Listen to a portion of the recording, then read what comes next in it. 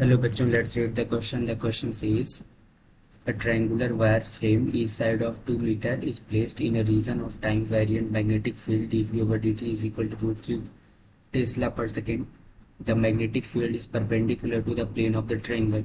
The base of the triangle AB has a resistance of 1 ohm while the other two sides have resistance of 2 ohm each. The magnitude of potential difference between points A and B will be. So the key concept to solve this problem is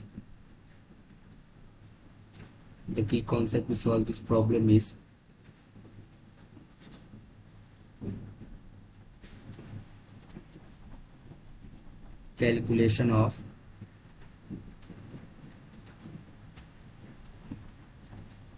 potential difference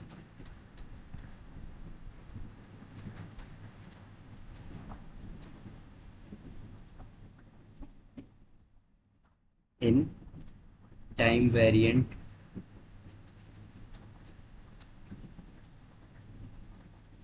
magnetic field.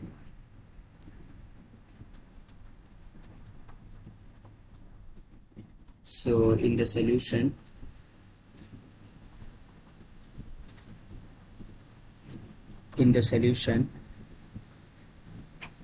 अभी यहाँ पे हमें एक loop दिया गया है triangular shape का.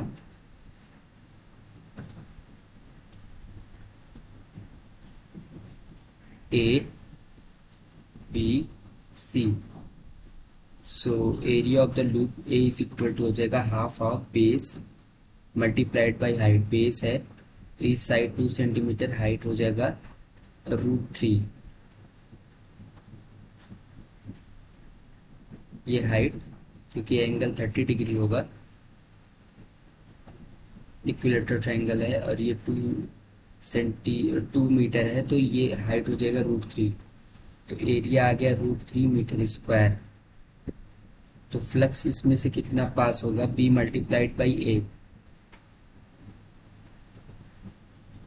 Change in flux d5 over dt should be equal to √3 dB over dt.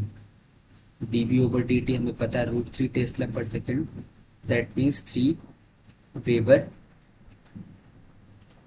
dB over dt. Change of flux weber per second होगा. अब EMF E is equal to कितना जनरेट होगा? Net EMF flux के change के कारण उसको लिखते हैं -d5 over dt. यहाँ पे नेगेटिव साइन ये EMF किस डायरेक्शन में इंड्यूस हो रहा है उसको डिनोट कर रहा है. और क्योंकि टोटल EMF यहाँ पे नेट EMF अगर इसका मैग्नीट्यूड की बात करें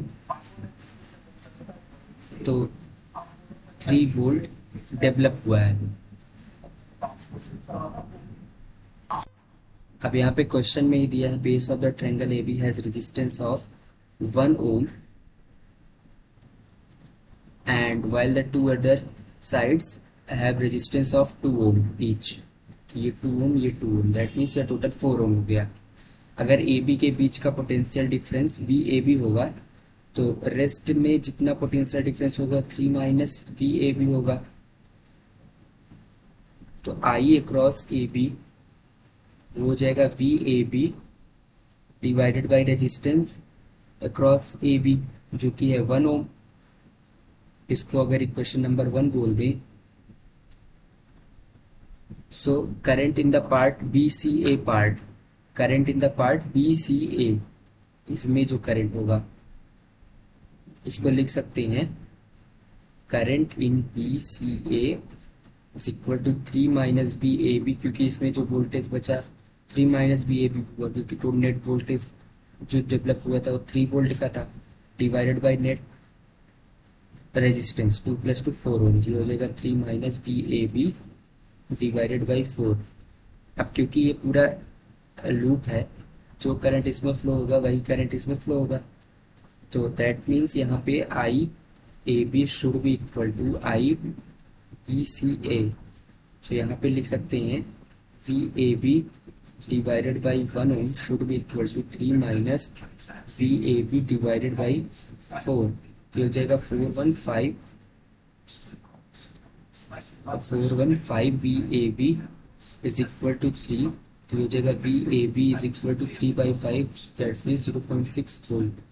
Hence the final answer for this problem is 0.6 volt. Hope you understood it well. Best of luck.